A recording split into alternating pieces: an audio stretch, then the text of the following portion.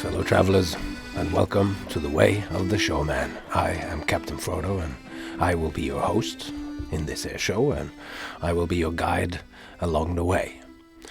And it's great to have you here back with me for another sojourn along the road here.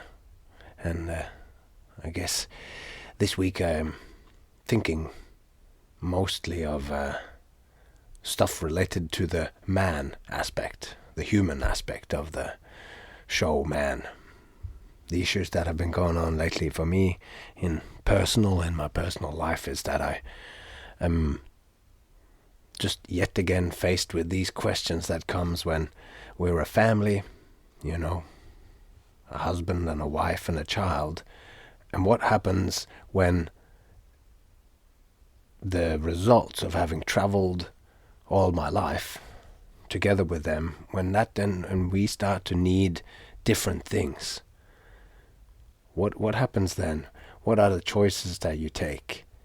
Because it's not always necessarily that touring all the time is the best possible thing. It has been for me. But as my daughter grows up and she's about to, it's still a little while off, but she's about to turn 10, and it just makes me think of this poem of what's going on in her life. I'll find that poem for you. And the poem is by Billy Collins, an American poet, and it just means, we are not the same person throughout our life as we go through our life. There are different needs, and the needs of a child at 4 or say 2 are quite compatible with traveling on the road. But as they become more and more present and more incarnated into the world, their life situation changes and they need different things.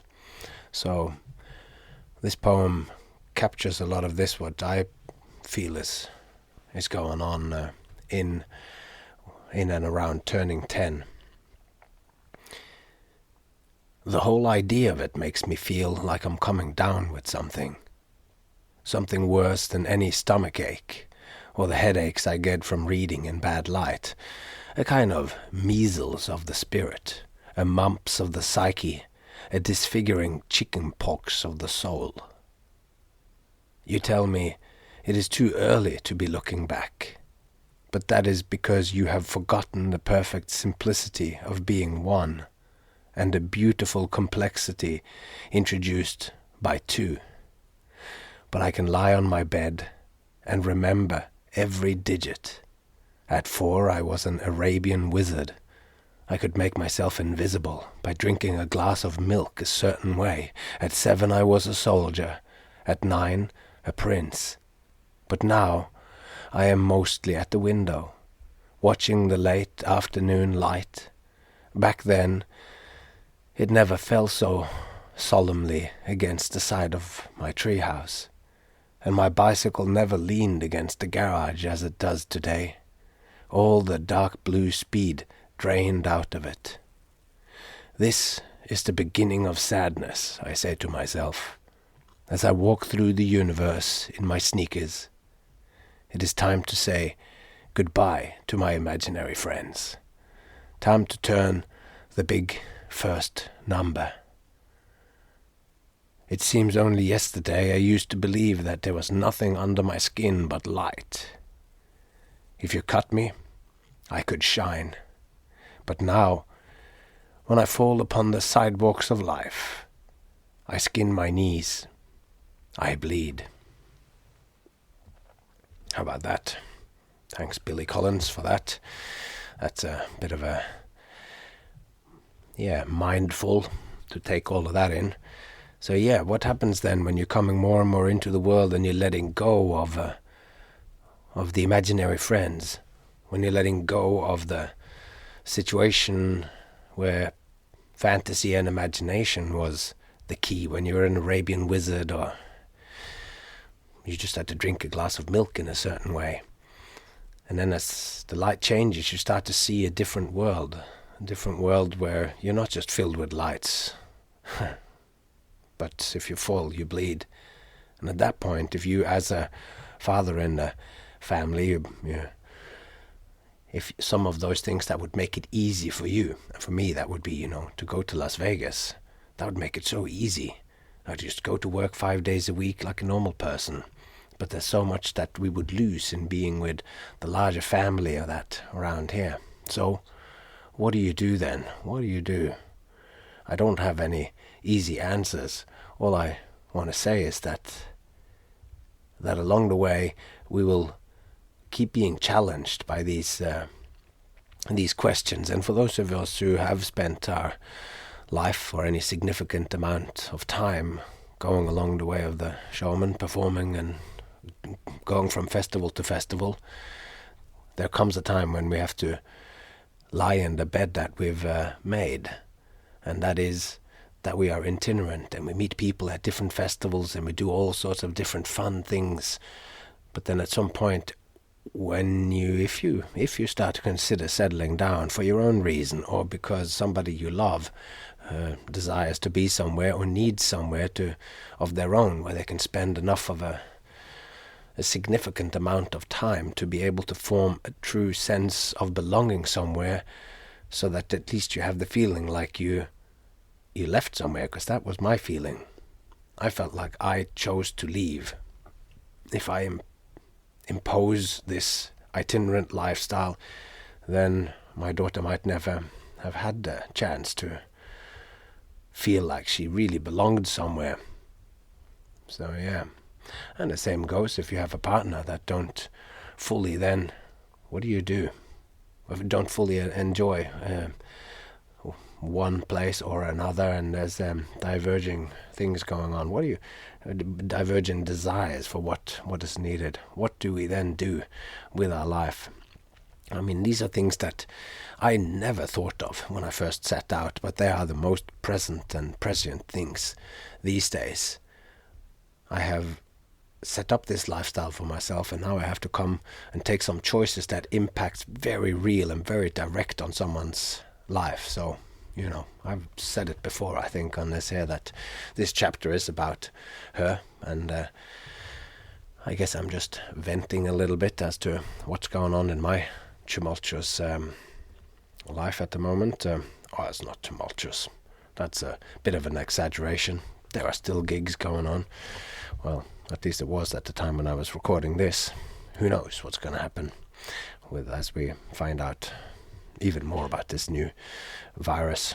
It's this podcast that I'm recording today is, by the time you hear it, we will have traveled further into the future. So it might all be quite clear now as I'm talking to you what's going on with the new virus. But certainly the lockdowns and that not lockdowns, but restrictions at borders and everything that's happening at the moment.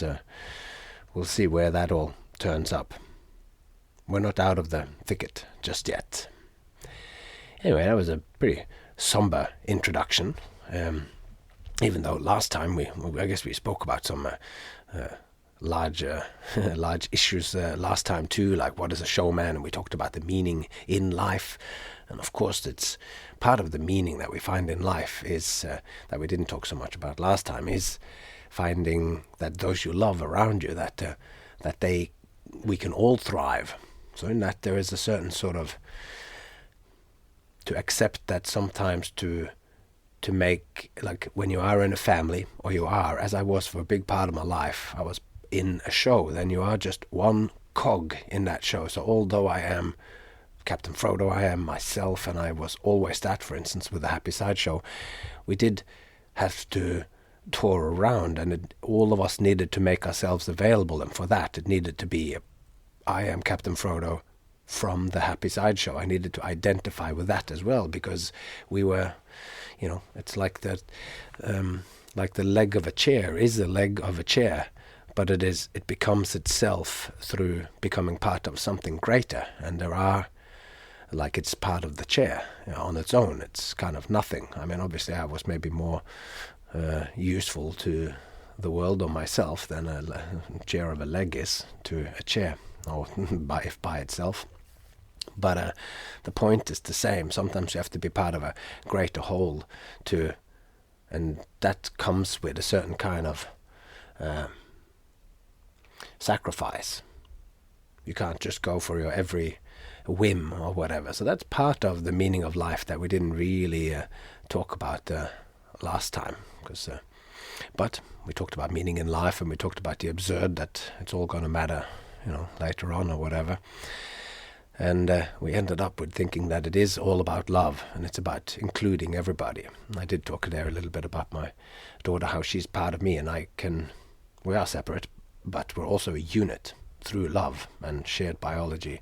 So she is an expansion of myself, and that's why I am now in such an existential quandary. Not necessarily because I'm not happy where I am, but I'm being pulled between finding this aspect of myself, of family, of the chair, of the whole, is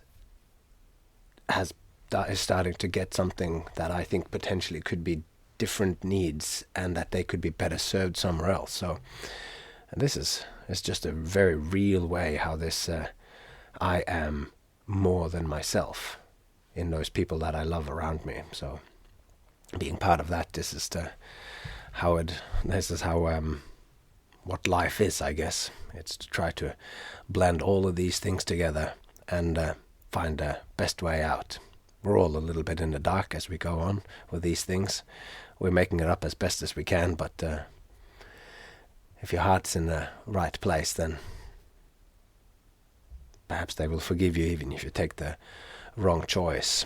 And that goes for the being on stage too, I guess. Sometimes we take the wrong choice on stage and we realize that the audience didn't come along with you. Then, better luck next time. I don't know. I think we're doing all right. And I think I am doing all right, even though I had to share all of this. So today we're going to talk about two sort of separate issues, and I won't talk any more about them. I just like to dive straight into it.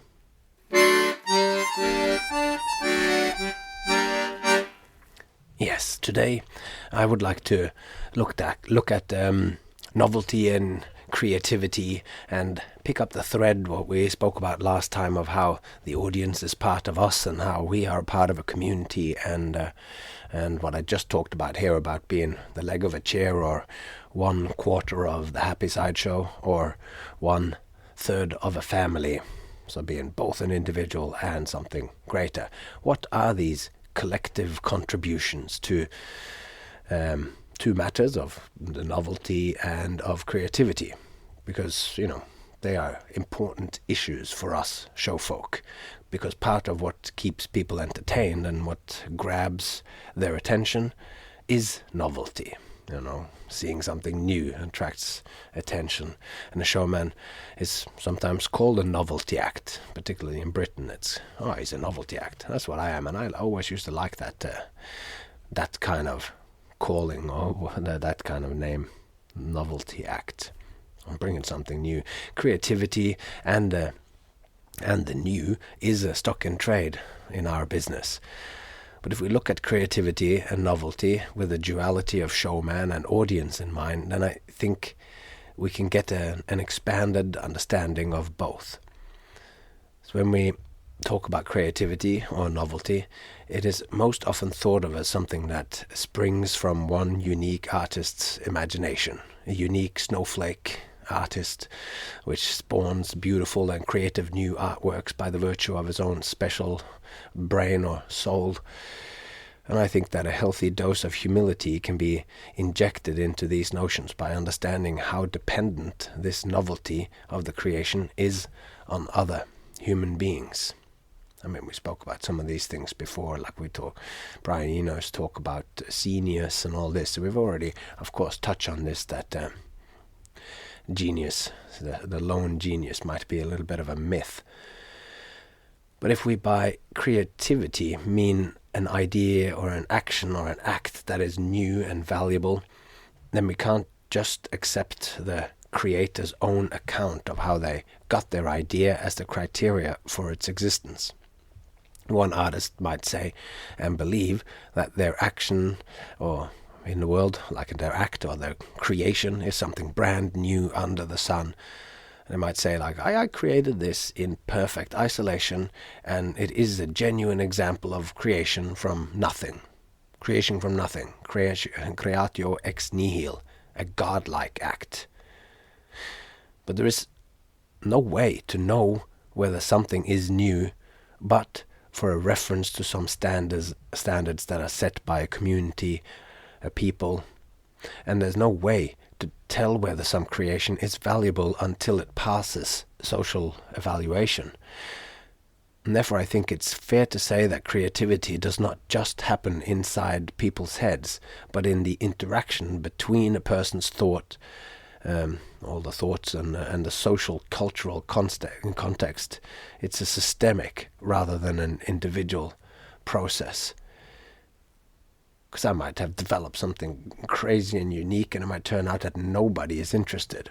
If that was like an outsider art kind of thing, there was left a trace of it, like I painted a painting, then maybe this thing would be found in 100 years, and they go, oh, it was so ahead of its time. But if we are performers, and I did a show and nobody liked it, then unless I turned it into video art and put it on the internet and made something else out of it, then that thing would just kind of be gone, and it wouldn't have served much of a purpose. So there's a limit to how new something can be or how creative it can be if it's just got no reference. You need to bring people along with you. But let's get a bit more specific. Like, how many times hasn't it happened, for those of you who are in the business of magic? Well, you might know this specifically, and if not, you can just imagine your way into it, that it happens that somebody sits at home and develops a new move with cards, which makes some sort of magic effect possible. And then they publish it, maybe they publish it. They're lucky enough to know somebody who works in a magazine or whatever, and they publish it in some magic magazine. And then another fellow magician might point out upon reading this, or maybe they just show it to them, that this move that you have just made was indeed first described in the Jinx magic magazine by Theodore Anneman in, say, 1940.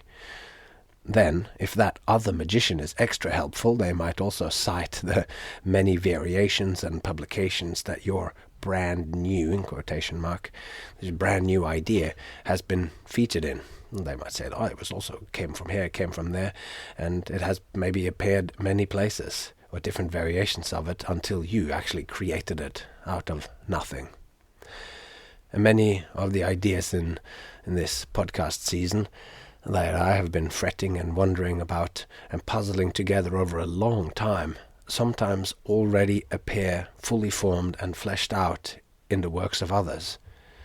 I mean, the philosopher Hans-Georg Gadamer, turns out that this idea that I have with the showman and the audience and work of art being the show, being something more in between them, that is exactly what he talks about. I only learned about that last year after I got back to Norway from leaving Las Vegas, then through a podcast that I heard, and where a Norwegian art thinker and teacher, professor, was talking about a book that he'd written, and then I read his book because there was some things that he spoke about in that one interview that triggered this in me, and then I found out his ideas, and I go, oh, they're very overlapping. And then from reading that book called The Thinking Artist, that I found that actually some of these ideas are directly coming from this philosopher. So that's amazing. I might have mentioned that sometime in the first season of how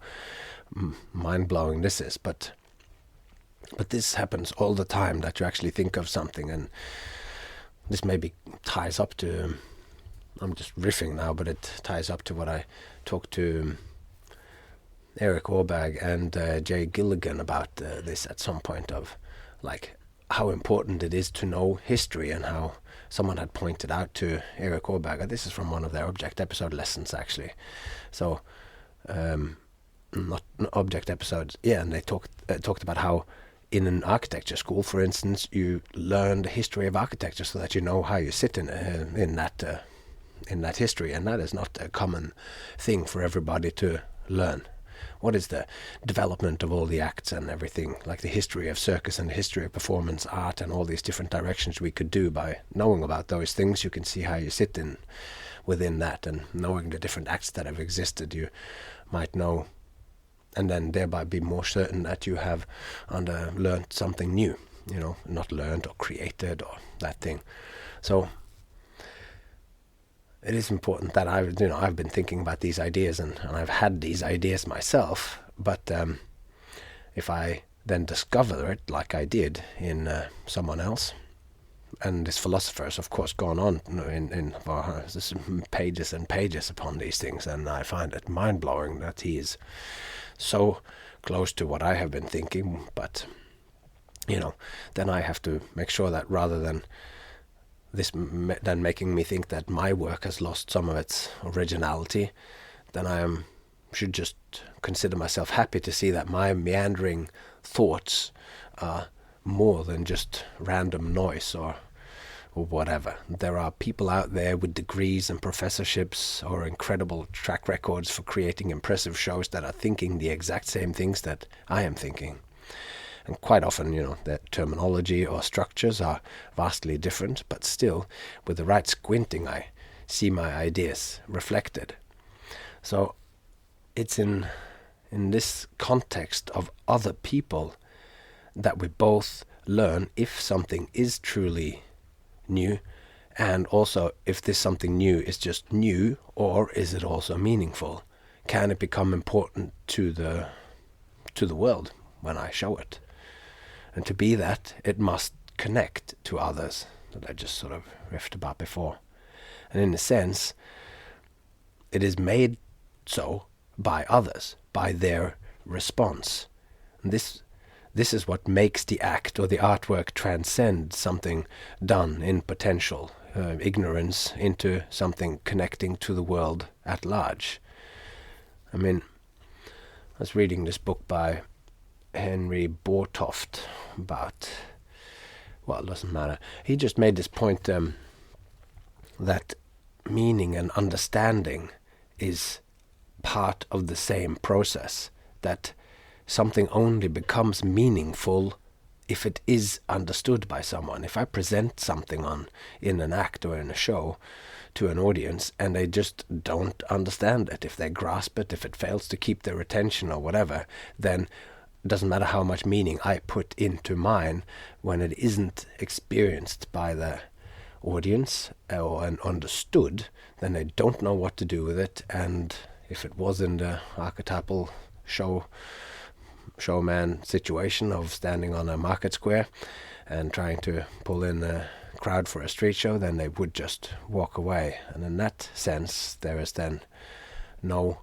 connection to the world, no understanding. And here humility comes in again. I think part of connecting to something larger, like to make sure that this show project that we have, all of us who are along the way of the showman, is about finding that balance between seeing oneself as the author of one's own life and ideas, but at the same time knowing that we are also part of a scene or a community we're also part of humanity on a bigger scale. And this, in a sense, is to recognize both our limitations, but also our what is it called?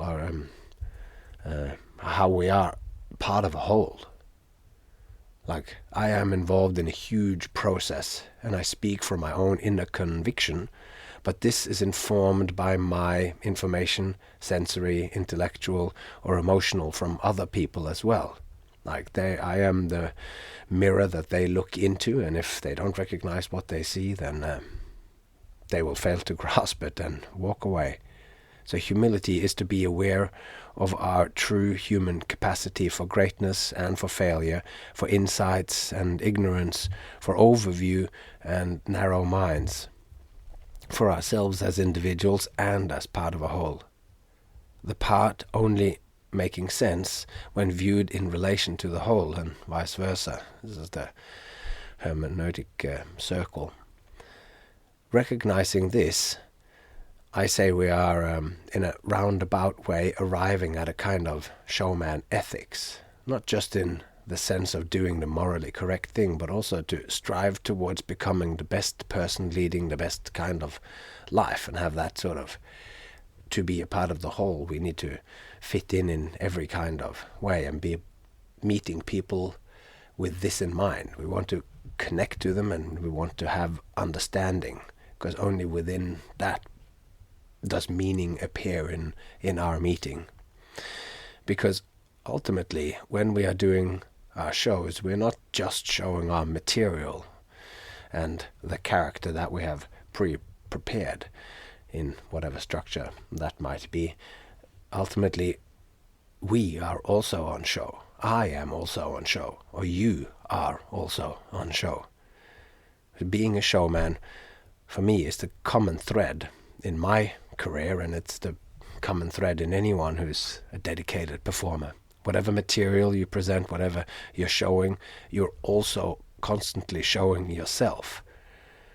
I mean, this is my opinion. Some people just put on a face and you go in and this is separate from my life. But the more we, when we went through the pandemic and we feel like my identity is connected up to what I do. And I just read this interesting post by a girl I know who has been injured and you've been out for 6 months, and how she too, like so many of us, we just have our identity is so connected up. If you're an acrobat, it's not just your name. You are, like I said, of the Happy Sideshow. I'm Captain Frodo from the Happy Sideshow. This is who I am in such a real way.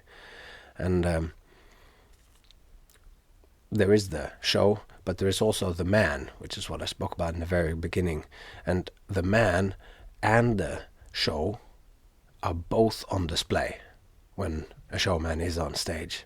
And the things that we present, like magic dance or sword swallowing or juggling, they're activities which has a certain broad appeal, but not everybody loves card tricks or sword swallowing. There are people out there who quite explicitly claim they hate juggling, clowns or what have you. And this might certainly be the case, just like there are people who don't like poetry, classical music or football.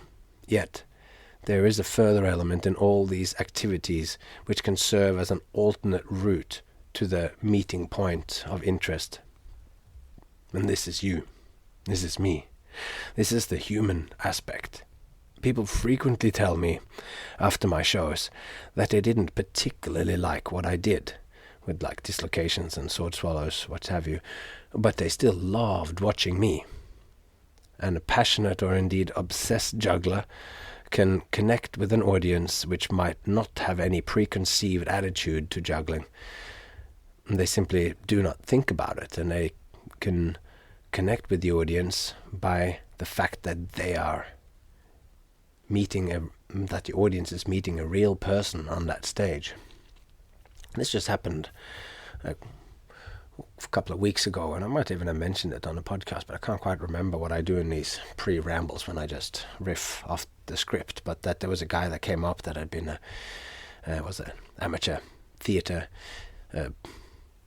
performer and instructor, and he came up and he was captured by this humanity and kept trying to make this distinction between who I was when I was on stage and the material that I did, which is amazing because a lot of the time people just can't see that that's two different things or whatever, but he really felt like he could glimpse my humanity in it, and he really liked it.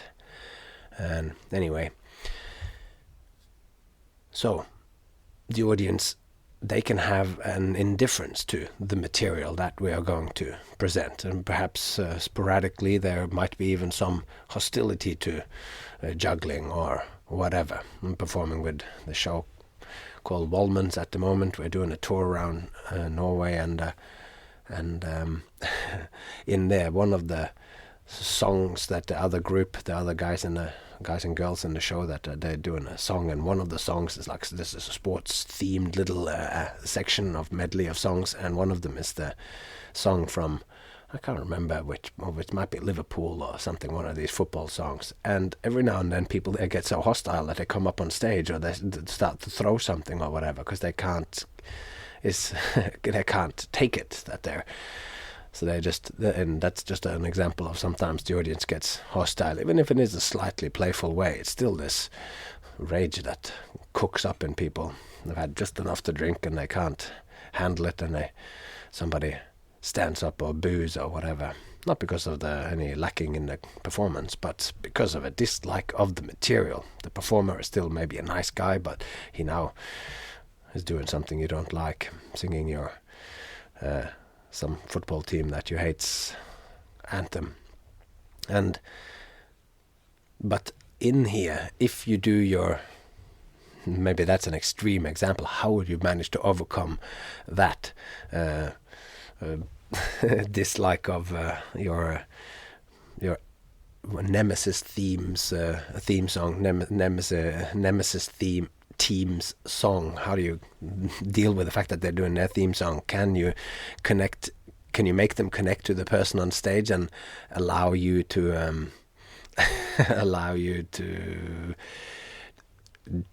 what do you call it, thrill them with this song? Can you do that? That would be a major challenge.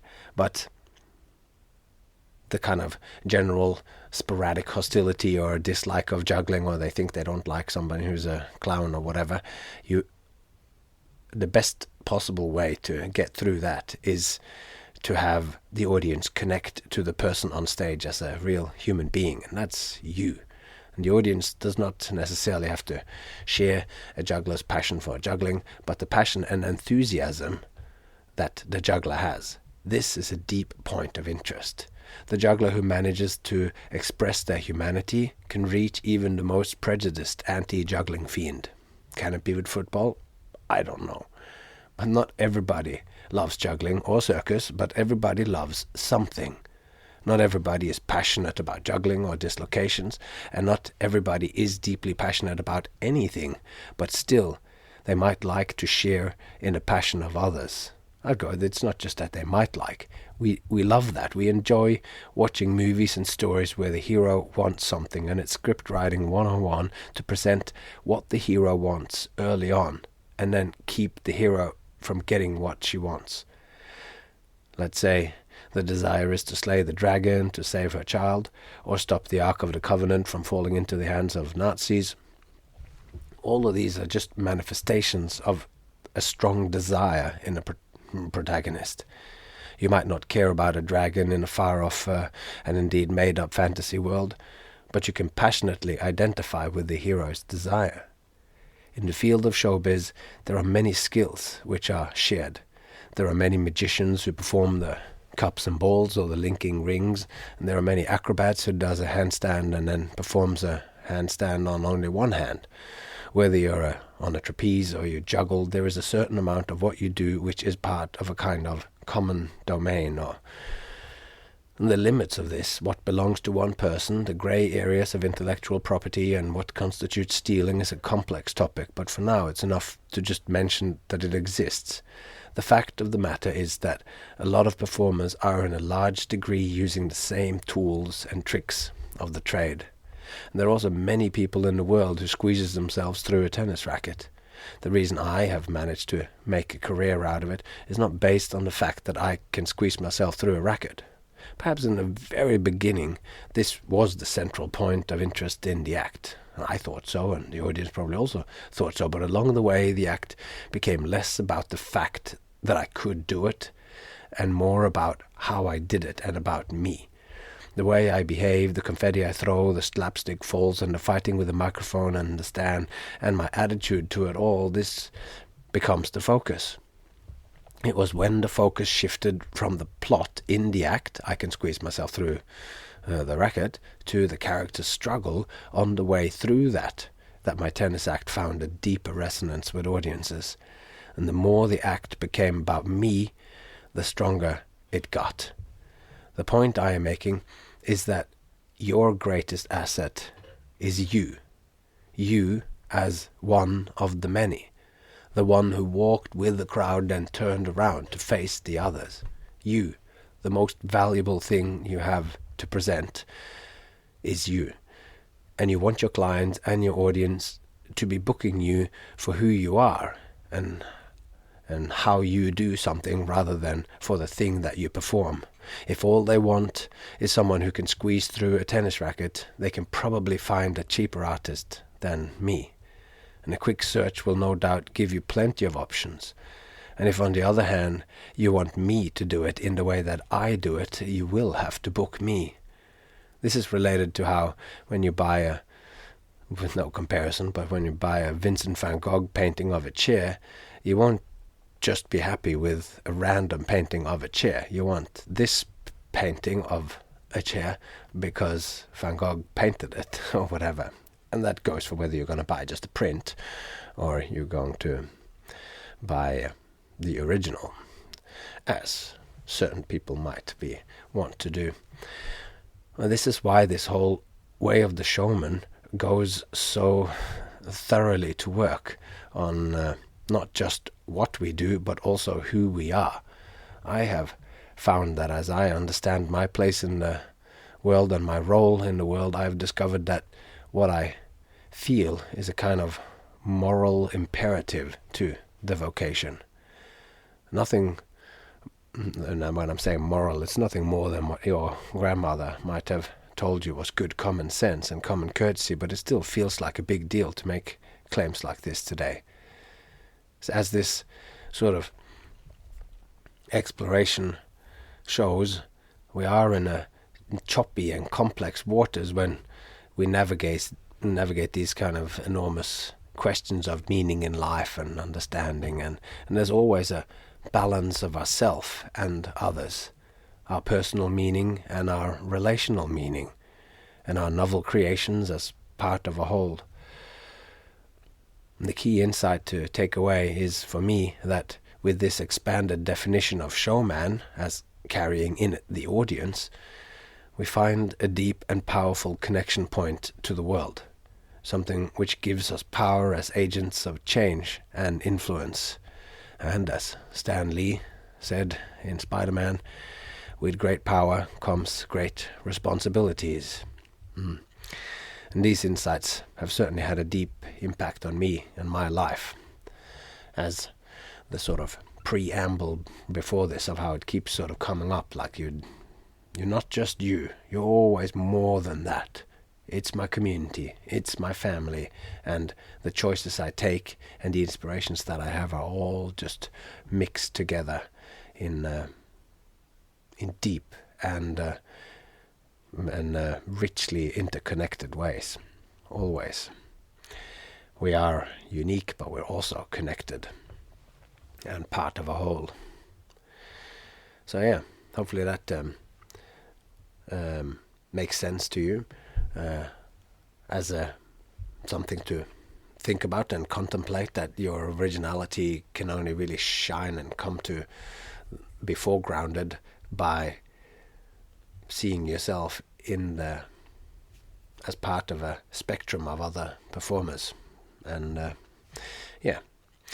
so leaving this idea of how knowing what's new, knowing what's novel, knowing what is a true creative creation, that is dependent on other people, I would like to change gears, take you down another little side path, and I would like to go deeper and look a little bit closer at the very beginning of, because this what we are going through here now, of course, it is a deepening exploration of who the showman is, meaning who are we, because we've just discovered that we have the pillars of showmanship as the audience and the showman, and the emergence of the show where they meet, that comes alive through the attention. We've talked about that in the anatomy of showmanship, and as we mentioned here in the last episodes or so, we are now exploring the showman. So now let's have another deep, more metaphorical and more symbolic look at the showman, and that starts with I am. Going deeper. I am a showman. First and foremost, it's a showman I am. Now this is from the Showman's Manifesto, and in this, the statement I am a showman, then the speaker of this shares both their standpoint and also the origin of his point of view. He is a showman, someone who does shows. This is the origin of his point of view. This point has a dual reality. It exists both in the outer geography of the world and in a more philosophic inner way as well. These two aspects comes together to shape who he is and his way of interacting with the world. It shapes his understanding of existence. And this is the way for those who take the calling seriously. Who we are, our innate tendencies and inclinations, and just as importantly, the stories we tell ourselves about our actions and inclinations and who we are, dictates how we fit into the world and how we understand it. Thus we see that the opening declaration of the manifesto goes much deeper than a mere introduction. It's not, "Hi, I am Jenny," or "Hi, I am Fred Olsen." It's deeper than name and individuality. It is not just about who you are in your everyday life. It is also about how you interact with the world. I am a showman. And in an otherwise terse poem, without any repeating chorus, the only repetition that is found in the Showman's Manifesto is found in these opening lines. The statement of "I am a showman" is repeated with only a minor flip of the words. First and foremost, "It's a showman I am." This is a repetition. And since I've chosen to take this poem that I talked about in one of the very first episodes of this second season, that you can go back and listen to, I would say that the fact that it is repeated in the beginning here points to the importance of these words. They are the starting point, where the showman begins, and thus where the showman's story and role begins. And of course it is not just repeated right here in this very sentence, "I am a showman," first and foremost. It's a showman I am. It's also repeated at the end of the poem as well. And when I present the manifesto in a show, the I is very clearly about me, Captain Frodo. It is me who is the showman. And when I read it as a poem, then I think that the use of the I, the first person singular, can, in a very real way, be transformed in the reading, when anyone else reads it, to become about whomever it is that the reader is. The I becomes internalized by the reader, and through the immediacy of the poem, the I of the poem potentially fuses, or hopefully fuses, with the I of the reader. In this way, the I of the poem becomes every walker of the way. I am a showman. Specifically, we talked about this in the As If episode of the first season of If You keep saying something, it becomes part of who you are, and it becomes part of what you actually believe. So, if you ever are to change yourself, then find some poetry and that you resonate with and learn it off by heart. The words "I am" are quite singular, as their meaning indicates the core being of whomever utters them. To say "I am" is to say "I exist." The meaning of these words are necessarily self-referential. You can't say "I am" and refer to anyone else. The one who utters them is the one who is. And I am taking the existence of a self here as a gospel in these explorations. For the way to make sense, there needn't exist a separate supernatural soul, or even as a separate singular self unchanging inside our heart or mind, or wherever it might be thought to be residing. The very strong feeling of self that we all have, at least the vast majority of us experience this, and this is enough for the starting point of this. And the self that is inside us is in constant flux. I'm not the same self as my 7-year-old self, but for our discussion here and mere shared experience we have, when we exclaim "I am," this is enough for the I that I'm talking about here. I guess I'm making that little qualification because anyone who has done any Buddhist kind of meditations or whatever, where you might discover that there is this thing called the no self, that you discover that there is nothing in no thing inside you that is yourself. So throwing that aside and not dealing with that at another time, let's go cosmic. Because on a grander cosmic scale,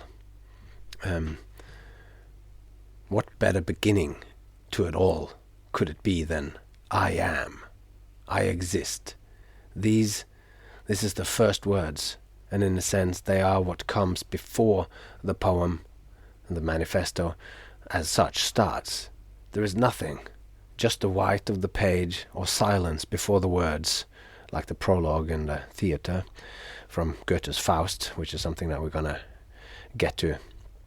This is something that happens before the main story there, and we will look at this prologue later in a later chapter.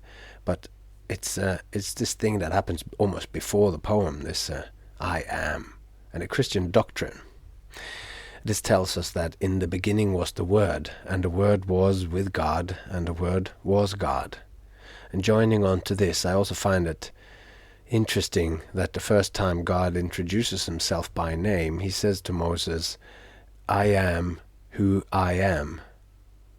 And that's what God said in quotation marks. That's like he actually said that. And he said, so this is like to read this as a quote from Exodus 3:14, I am who I am. And he said, say this to the people of Israel, I am has sent me to you. So Moses was to tell the other people that he met later that I am has sent me to you. Now that is a very weird sentence, because that goes back to that stuff that I talked about before. You can't really say that. I am has sent me to you. That doesn't make any sense. But then again, God is probably here speaking in a context that is difficult to grasp for us, who are finding ourselves as just a singular expression of existence, and God being, of course, the whole unlimited expression of everything. So anyway, this idea of a link between I am and a God within is something that we will revisit when we look closer at enthusiasm. Well, actually, we have actually looked at this a little bit before, because the etymology or the etymological root of enthusiasm means to be possessed by a god, or having a god within oneself. It's the divine spark in us all. So with that, seeing the opening of the manifesto from this grand cosmic point of view, we meet the showman in first person as the creator of what we are about to read or to hear. The showman as a creator of a universe is also something we will encounter later in the manifesto, when it says, when the showman performs on a market square, he creates a universe. And this universe that he creates is in fact not just created by him, it is creating in concert, in full participation with the audience. There's this universe, and that's the emergence of the show. Whereas the showman declares, I am, he is simultaneously making a pledge and offering up an explanation. So let's explore both the pledge and the explanation, starting with the explanation angle, because in the statement, I am a showman, he is sharing his standpoint and his origin of his point of view, as we talked about briefly before. And this point is a place both in the outer geography of the world, where he is a fellow who does tricks and recites poetry, but also in a more philosophical inner way. And by having internalized things like his interconnectedness with the audience of the world, like we talked about in last episode, these two aspects of inner and outer comes together to shape who the showman is, and the inner and outer and the audience and showman. All of this colors his attitude, his way of interacting with the world, and his way of understanding the world. This is the way for all of us, who we are, our innate tendencies and inclinations, and, just as important, the stories we tell ourselves about our actions, inclinations, and who we are. It dictates how we fit into the world, and, and how we understand it, and thus how we act in the world. If we are telling a boring, understated story about ourselves, this shapes us. And in many ways, that's the story the world tells us when they can't take our vocation seriously. When they ask if this is our real job, our vocation often ends up becoming the lowest common denominator, the clown in the yellow plastic wig juggling scarves and blowing up balloons in the shopping mall. By changing the stories we tell ourselves, we can change the inner experience of the one who says, "I am," and thus change him in the outer world as well. If we read the "I am a showman" as a pledge instead, then the "I am" of the poem is completely and fundamentally committing to the identity of showman, to be a showman and follow the way as it unfolds from that commitment. This is what it means to make a pledge, to solemnly promise to be true to something. It is the showman's promise to take his calling seriously. He will perform his duties as a showman to the best of his abilities. From this single point of "I am," we then get this more expanded view from which we shall discover the way. The one becomes a multitude. He takes on the fact that his existence is predicated on others. He is important and singular, but also a part of a larger process. The pledge is made by an individual, but that individual is completely inseparable from the more general concept of showman, which is part of the process of showmanship, which again is but a mirror of life itself. Everything is connected. There are singular moments, singular beings and singular events, but it is all a great big flow of change. And going on the topic of repetitions in the manifesto, the observant reader, or dedicated follower of theWay, will be aware that the first stanza, the declaration, is repeated in full at the end of the poem. The "I am" declaration neatly bookends the manifesto. And wiser thinkers than I have pointed out that in a text, condensed by telling and retelling, in the way very old stories and myths have been, the process eventually boils the story down to its quintessence, and in the telling and retelling over multiple generations, like in myths and or the origin, what's it called, like the Genesis and things like that. Eventually we're left with just the most important and meaningful structures. Repetition, if unnecessary, would disappear, and its repeated existence in the poem, I take this to be a point of significance. The manifesto obviously hasn't been passed down through generations, at least not to my knowledge. If anyone else out there also have been given the manifesto as a transmission from their guiding star, then please contact me on captainfrodo.com. But the manifesto has been repeated many times in public, though, by me through several seasons. Both here, I've mentioned it both in the last season of this podcast and in the current season, and in seasons performing in front of live audiences. Presenting it as an act in my shows has a similar effect on cutting the material down to its essential, and the repetition not only has avoided being cut, but is a strong structural feature that the audience really responds to. And the different position of the declaration at the beginning and the end means that the words are the same, whilst the meaning has changed and deepened significantly in the final declaration. They are the same, yet not the same at all, and the first is uttered in innocence, and the last in experience, as William Blake might have said it, but it also reminds me of T.S. Eliot's words from 4 Quartets, where he says, "We shall not cease from exploration, and the end of all our exploring will be to arrive where we started and know the place for the first time. We shall not cease from exploration, and the end of all our exploring, the end of all our exploring will be to arrive where we started and know the place for the first time." We all have a tendency to lose ourselves on our own journey along the way. Sometimes we have to go back to the very beginning to revisit our foundations and to make sure that our compass still points a true course. In the writing of this book that has become this season, that was afforded by the loss of work, by the COVID-19 pandemic, the collapse of stages throughout the world. And I have been able to go back to the beginning in my mind and start the explorations anew. The world is different this time around. With the benefits of hindsight, I am seeing things differently. Things I thought mattered a whole lot might not have been so important, and vice versa. But it all starts and ends with the declaration, this declaration, I am a showman.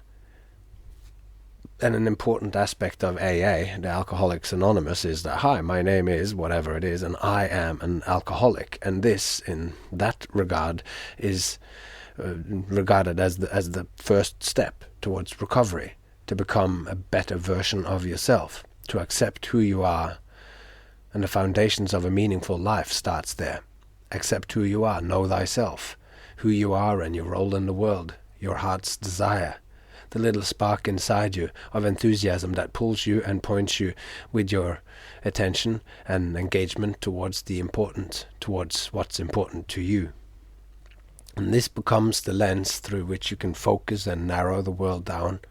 And for the world is too vast and rich to be one thing. You must choose your stand, your vantage point, and interpret it all from there as it comes towards you, and as you seek it out.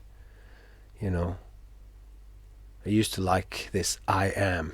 You used like this. This I am is a tool, like the hero's sword or hammer or invisibility cloak, which can bring order to the chaos of the world. And the tool is helpless without a will to wield it.